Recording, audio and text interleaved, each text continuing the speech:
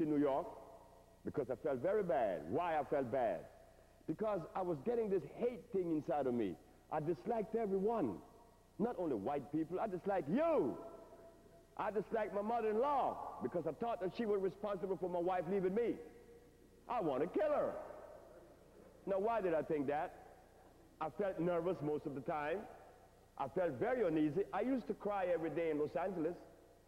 You know, I moved to Los Angeles in 1964, 63, and I used to go up on the hill in Malibu and cry. Why was I crying?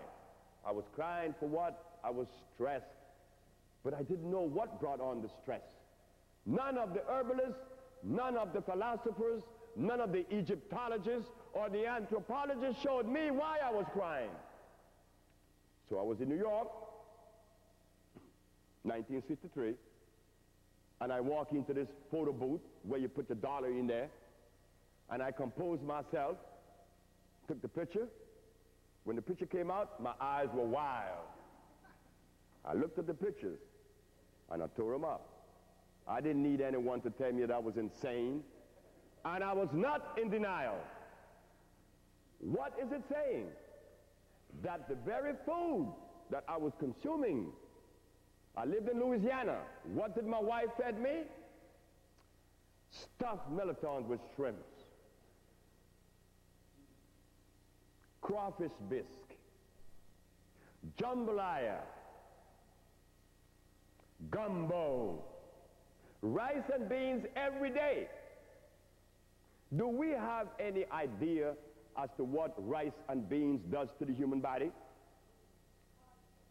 I was talking to someone just recently in Honduras about a year ago, a guy by the name of, what is his name now? Pichon. Pichon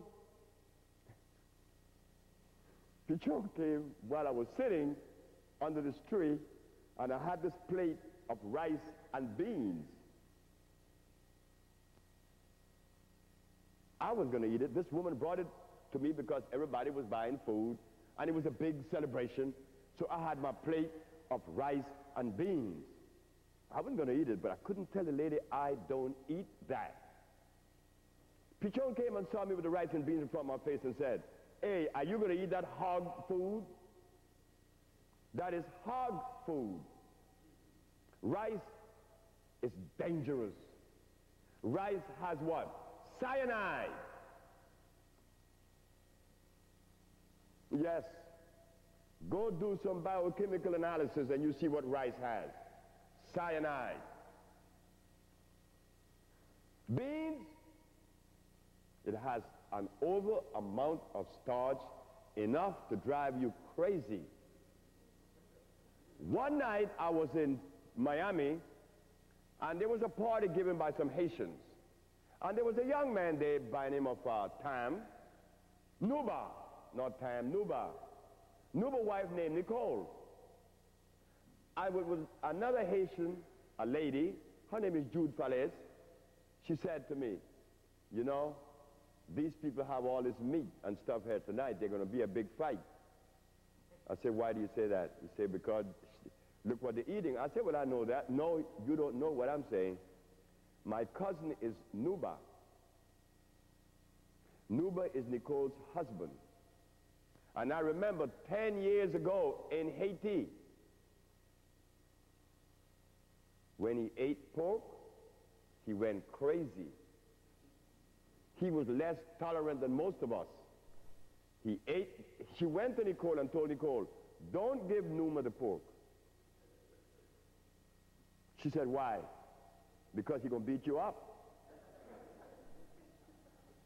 He's going to beat you up. Oh, no! She said, look, Nicole, he's my cousin. I grew up in a house with him. I saw what he did. He ate the pork. There's some big, nice ribs, barbecued, with sauce on it. The barbecue sauce with a lot of garlic. And he went to town. By 12:30 at night, he was pissing Nicole. Found a reason too. And having you been fist? How many of our mothers, I saw my mother abused by a man, which I took a machete, and I was going to chop his head off. God knows I tell the truth. I was going to chop his head off. What saved the man from getting his head chopped off?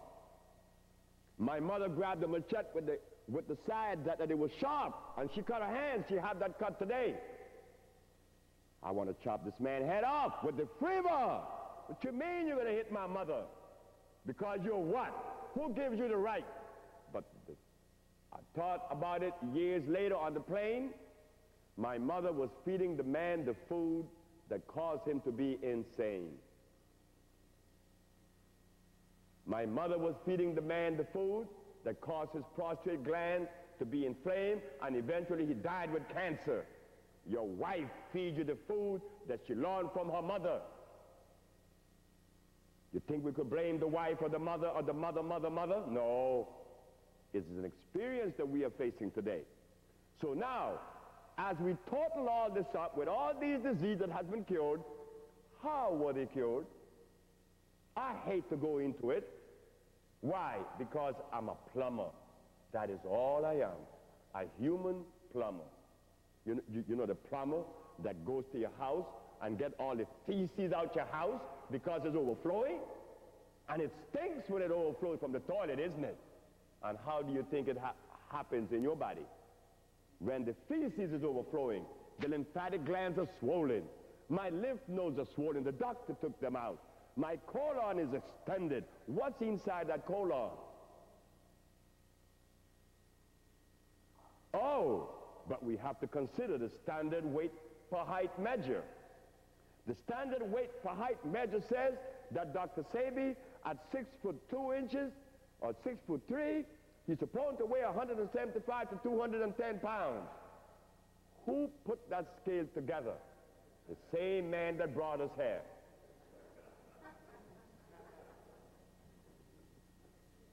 Have we questioned him? Certainly the herbalist has not. The healers have not questioned him, because they offer the same garbage he recommends. So I am a human plumber. All of you sitting in this room, you don't have to tell me what you have. You don't. Why? God's medicine cures everything without you saying a word. That happened to me in Dominica. The policeman came to me. No, his wife came first, and she said, Dr. Sebi, I have been monitoring you, and you have cured a bunch of folks. I want you to cure my husband. I said, where is he? Oh, he's not going to come. Because first of all, he's a policeman. He's tall, he's big muscles. He's going to feel embarrassed to come to see you.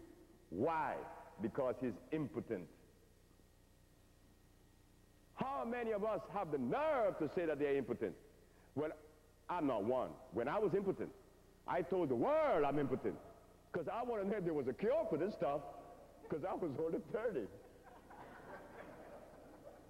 So the policeman, being a policeman, how could he come when he's a cop? He can't bring himself down.